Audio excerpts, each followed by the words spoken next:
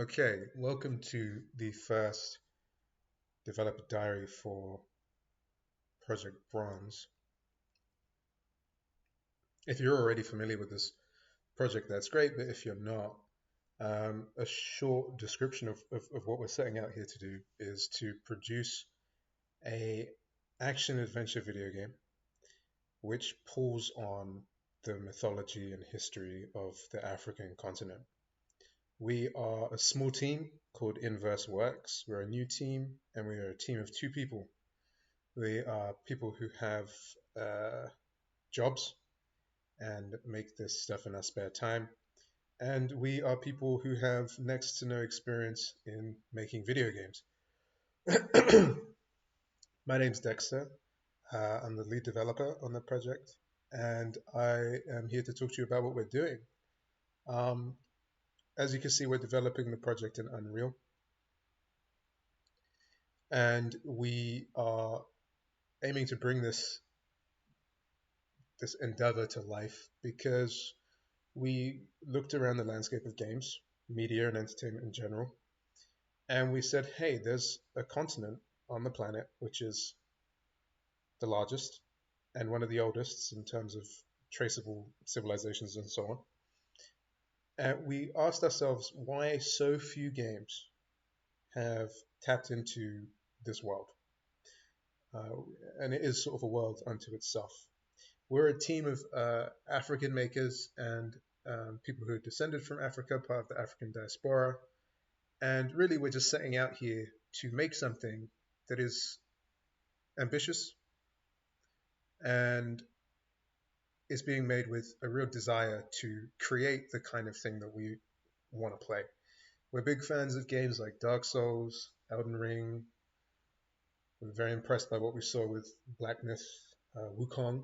And this doesn't make us unique. These games are extremely popular.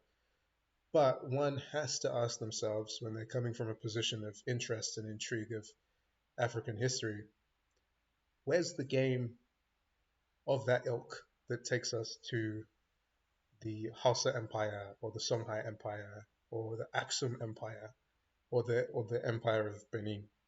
And that location, Benin, the Benin Empire, if you're not familiar with it, we'll be working and communicating and talking to share our research into this almost fabled place. But that Benin, the ancient empire of Benin, the kingdom of Benin, which is in modern day Nigeria, is one of the primary inspirations for what we're building here. So really, that's a brief look, a brief summary of what we're setting out to do.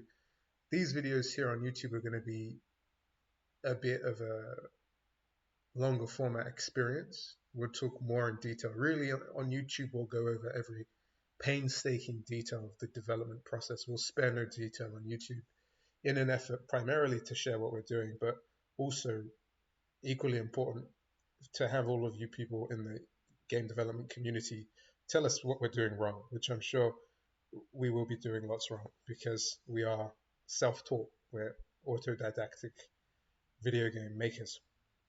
We have a vision, we have a mission, we have a strong idea of what we want to create, and we have the willingness to acquire the skills and the tools, but we need the community. The community, the fans, the feedback is really, you can't put a price on that, and that's really what we hope to get out of sharing these videos online.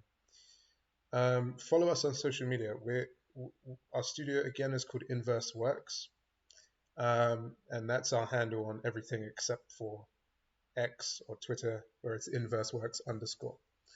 So check us out on those platforms. We're starting to share some content already, some media, some screenshots, things like that, more of an insight into our process. But really, if you're here watching us on YouTube, you're going to see the real kind of skin and bones of what we're making here. It's in its infantile form right now. It's like a zygote. It's forming. And what I'm about to show you is where our project is physically in an effort to produce a minimal viable product, a short and succinct prototype which we can use to, get people as excited about this as we are. So I'm going to just jump into some gameplay. I've been hanging here on this sort of boring content draw screen. So let's just jump right into some gameplay. And I'll walk around and show you the world and talk to you about what it is we're designing here. So Project Bronze is a historical action fiction. It's inspired by history, it's inspired by mythology, but our aim is to create a game world that is original and unique and pulls from different parts of African culture, history, and mythology to create something unique. The best kind of approximation to that would be, we look at Tolkien, we look at J.R.R. Tolkien, and observe that the reason that Tolkien's work was so impactful, specifically The Lord of the Rings, is because he was pulling together a mythology that was formed through the synthesis of multiple different European mythologies. And that's something that we're aiming to do here with this project. So right now, the environment you're in, it has a sort of a mythological feeling, but it's really, right now what we're trying to do is create a sort of blank slate for us to build this world in, but something that still has enough aesthetic uh, characteristic to help you understand how this world is going to feel. Feeling is really important for us in the game. We this is our first time sharing the game with anybody, and we didn't want to just share, like a gray box. We wanted people to get a sense of how this world might feel in terms of look and texture and light and setting. So here we are. You can see, I'm going to talk in painstaking detail, so forgive me if it's too much. Let me know if it's too much. But you can see that we have probably the most obvious thing that you can see is that we're using Quixel environments. It's an interesting time to be embarking on a game dev project in Unreal because the Quixel library is migrating to Fab. The Fab store is sort of combining with Sketchfab, which is kind of exciting. If you're watching this and you haven't downloaded the Quixel library, remember that you can grab that for free now. If you get in there before the end of the year, you can claim the entire Quixel library, which is a phenomenal library. I can't say how impressed I am by what is available as a default via the Quixel library, the Megascan library. But if you sign up to Unreal now and the Fab store, you can claim the whole library. It will cost money after the end of the year, which I'm not surprised. It's such an amazing resource. I'm really surprised that Epic had provided that resource for free for so long. So you see we're using the Quixel library to kind of approximate the feeling of a desert environment. Our game is called Project Bronze, so we will be looking very carefully at the flora and fauna of Nigeria. So it might not be completely accurate right now, but we will be doing more environmental research to kind of bring that setting to life. You'll also see that we have a player character. We're using MetaHumans for our human base meshes because, I mean, why wouldn't we? The MetaHumans are absolutely gorgeous. They have a high level of customizability, and they allow you to have a realistic basis for developing your character. So we're using MetaHumans right now. The aim is to move forward and actually modify the base MetaHuman meshes so that we can give characters things like tattoos, scarification tattoos, but also give them much more complicated outfits, costumes, armor, maybe weapons affixed to that armor, and so on. Right now, our character is dressed very simply in a white gown, which has been developed and designed using Marvelous Designer, and then integrated into Unreal through the Chaos Cloth plugin. So technically, this is a simulated. Technically it's a cloth simulation, but I've deactivated a lot of the the capacity of the cloth simulation. It's not a very detailed simulation, and for now that's just in the interest of performance. So what you see is probably more typical of a mesh that isn't simulating cloth, but that's where we're at with it.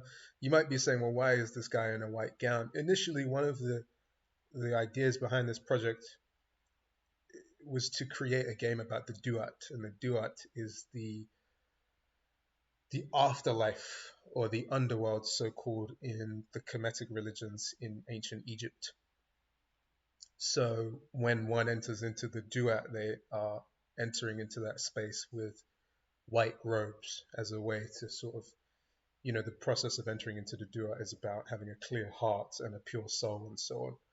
So it is said that people entering the Duat would wear white robes. So this is why our character has a white robe. It's sort of a relic from a version of the project that we were playing with, maybe like a month or so ago. This idea, this project, the idea of setting a kind of historical, mythological action world in the Kingdom of Benin has been an idea that's formulating within our studio for a couple of years now. We're revealing ourselves to the world as a studio. We have multiple IPs underway, and they're not all video games, but the idea has been cooking for 2 years. So what you're seeing is the first sort of physical interpretations of these ideas, and again some alterations that those ideas took on. So, for example, the idea of the Duat. So let's begin to move through the space. I'll quickly run around it just so that you can get a sense of the environment that we're working with right now. You can see that the world is populated by a couple of characters, as well as our player character.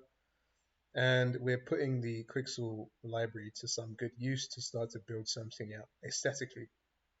But before I go on about the aesthetics, I am an aesthetic person first and foremost. I want to talk to you about the kind of mechanics that we have in play. So we have locomotion mechanics right now. The character is able to run in an omnidirectional fashion. They can run towards the camera and away from the camera, which, like, if you're not developing games, this might be like, wow, so what? But for people like ourselves who are learning the process of game development from scratch, this is a big deal. Like, this is actually default to the third person character blueprint in Unreal 5.4. But you'll see in a moment that I have some different locomotion mechanics. So getting these interdependent types of movement working together is a big deal. We've got full camera movement, so you can see some of the verticality. We hope for the player to be able to interact with the verticality. We are able to jump, which is good. One of the things I think that really works in games like Dark Souls is that you're not just locked into combat. The environment, very simple, age-old mechanics like jumping over chasms and, basic forms of platforming. These mechanics, they never really go out of fashion, and we want to develop a world that isn't just immersive and hopefully beautiful, but is also treacherous. And we want to have some of that core gameplay that involves being able to jump over obstacles, over areas and pitfalls that could potentially have the player fall to their doom. Because why not? It's exciting. At the end of the day, we're trying to make something fun. So that's a little bit about our locomotion system.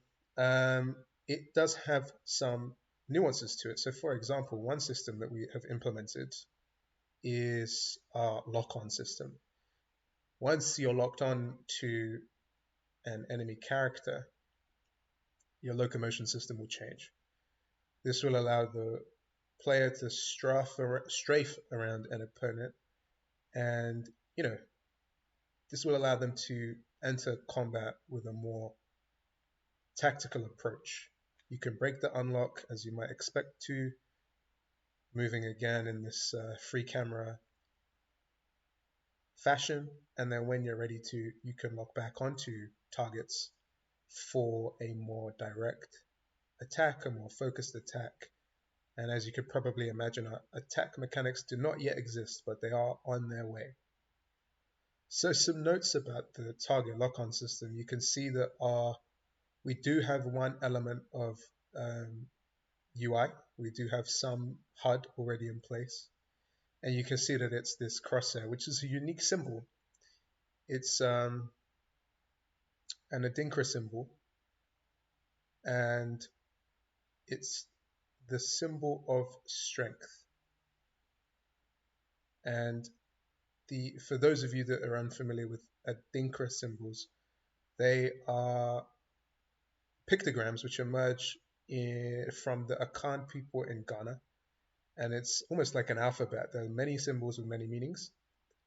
And this one means strength. So we thought that this would be quite appropriate to include as we're trying to create a sort of Pan-African myth where we pull from different cultural elements of the continent and its history to give us mechanics, aesthetics, and layered bits of meaning. So you can see here, there's a little blur, there's a little glow on the symbol, and hopefully, we might have to think quite carefully if we do have enemies who appear to be white through their clothing, then this symbol might get lost. So I've tried to add a small blue glow around it, but it's probably not enough. But that's where we're at. That's one of our really significant mechanics in place. You can see there that the debug lines are giving us a sphere trace callout. Still has some issues. It's not amazingly well aligned. We can also lock onto this character here, who I'll talk to you about in a moment. So that's the core of our systems. A lot of our time has been spent ironing out input mechanics, realizing that Steam hijacks your PlayStation controller when you're using Unreal, which led me to discover that our inputs did not work the way we expected. I don't know if anyone's ever come across that issue before. It didn't occur to me that Steam acts as a surrogate for the DualShock 4 controller, which I'm using. So I was very shocked when I closed Steam and found that none of our inputs worked in Unreal. I began to panic, but luckily I was able to resolve that. If any other game developers out there are having a similar issue, DS4 for Windows is the solution. Great piece of open source software. So you can see here we have another MetaHuman who's a sort of stand-in for an enemy right now. We're really just trying to populate the world. This guy has maybe like a shockingly contemporary haircut, but there he is, serving his purpose. This area will likely be a tutorial zone where the player will have an opportunity to come in and figure out the lock-on system, figure out the combat system, and then they'll move through this gateway into the rest of the level. And out here we're hoping to design some sort of narrower, longer environment where the player will meet enemy characters. And once they progress through that zone, we're hoping that the player will land in a boss fight. And the way that we envision it, that would likely be enough space to demonstrate our game and surmount a proper kind of prototype, which we would then want to take to Kickstarter to develop more, and then take to Steam Early Access to gain even more feedback and even more support for this very ambitious project. As you can see, we're kind of working to a AAA finish. Like that's the goal here. We want something that looks high end, and we want something that is going to evoke the same feelings that people have when they play games like Dark Souls, but with this really unique addition of being set in a place that we just feel isn't really seen in games. And people will have a unique opportunity to experience a different kind of mythology. As we do these videos, we want to dive more into the mythos that we're looking at. We want to dive more into the history that we're researching.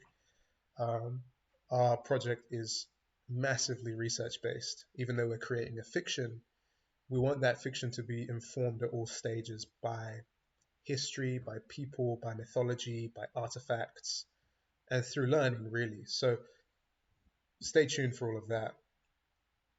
in that regard as well, I'd like to talk to you all about some of the assets that we're developing for the game. So not everything here is the Quixel library. The MetaHumans, the environments, these are all coming from Unreal's pre-existing asset provision. But we are also in the process of building and designing our own original assets. So here you can see some swords and some shields. These have been created by us in-house. And again, we are learning the skills necessary to make these objects. We're learning how to 3D model. We're learning how to texture. We're learning the proper pipelines for importing these weapons in. And we're also doing mountains of research to kind of track down the stuff that works and to render it and articulate it in such a way that it fits into the game world in a way that feels cohesive and exciting. So I'll show you, we could take a look at some of these assets in more detail. Here you can see we have a leather shield. This is based on historical Ethiopian shields, which are made from hippopotamus leather. So we've worked quite hard to get the sort of leather texture and the battered shape of these shields. Because they're made of leather, they're quite, they deform and they dent. So they would be really lightweight and portable, but they would deform over time. So we've tried to kind of capture that essence. The swords are swords that are based on weapons used by the Mandara people. And if I'm correct, the Mandara region is a mountainous region. I think it's on the border of Nigeria and Cameroon.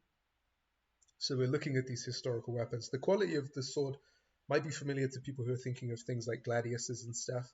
But really what we want to do here is we want to move away from the stereotypical representation of African weapons, which when we think about media, especially when we think about like TV and things like that, that we see here in the UK, our development team is based in the UK right now.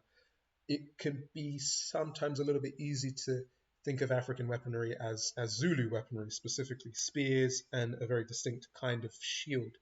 But actually with this project, we want the world to be made up of not just a sort of local populace, which is inspired by the Benin kingdoms, but also by mercenaries and travelers who are coming to this place because of the highly consequential events that are occurring within the story. And as such, our game world is not just going to be populated by weapons and the very distinct swords, helmets, and shields that you see within the Benin world, but also, weapons from the Hausa kingdoms, weapons that maybe we take some liberties in terms of time frames and say, okay, well, that sword might not have existed in that time frame, but nonetheless, it's something that can offer the player an insight into African history, African legend. So we kind of design things that are inspired by other things to create a unique mythos, which at its root has an authenticity to it, but at its very top level is giving the player something unseen before. So we really want to combine elements. We want to have a world that's composed of pastoralists, nomads, and travelers who are going to bring in different kinds of weaponry, different kinds of armor to a world that has an empire and a kingdom that's already established. So expect to see from us, like the gorgeous kinds of crossguard longswords that you might see in historical Ethiopia, but also expect to see the kinds of very curved blades that you might have seen in historical Nigeria, for example. So I'm going to take you back into the game world, and we can have a little look at what else is going on. And that, I think another thing to talk about is this other NPC here. So I'll give you a look at them. Part of what we're trying to do is build a cast of not just warriors, but also mystics and travelers and priestesses and so on and so on. So there isn't much to this character right now. They're in a very low state of resolution and detail in terms of their design. But the aim is to have a character who is an ally to the player and who can provide some information, some insight into the game world and the history and the narrative. And we want the player to be able to find comfort in these NPCs. We want the player to be able to interact with these NPCs to acquire bits of lore. And we really admire the game design approach, which allows users to piece together the story on their own terms and through their own interactions with the environment and characters, instead of kind of feeding it to the player through exposition. This is kind of a design approach that we really like, and one that we think will lend itself to telling such a story in what might be a really unfamiliar environment for a lot of gamers. So you will meet characters like this who are friendly to the player. In a very early test build of the game, we had a dialogue system which has come out of our current build, which will come back in. And we want our dialogue system to be simple. We want it to be digestible, and we do want the player to be able to speak to people and to absorb um, dialogue, because writing is something we're really passionate about. And this will become clear to you all as we talk to you more about the different IPs that we have, because at the heart of everything that we're doing really is storytelling. So the narrative to us is really important. So the player will have an opportunity to interact with characters like this who are set up in the world and are accentuated by what right now is quite a minimal sort of environmental storytelling, but something that can be tuned and grow and refined over time, hopefully into something that's memorable. That's the aim, and that's the goal, is to create memorable characters who seem to have their own motivations and emotions and position in the world. But we don't want to, we don't want it to be uh, a form of exposition. The game will likely feature cutscenes, but we don't want the cutscenes to be expositional. We really admire an approach where players are allowed to learn about the world by interacting with it firsthand through the mechanics, through the combat, and through the dialogue. There's probably a good point to talk about what we're planning moving forward.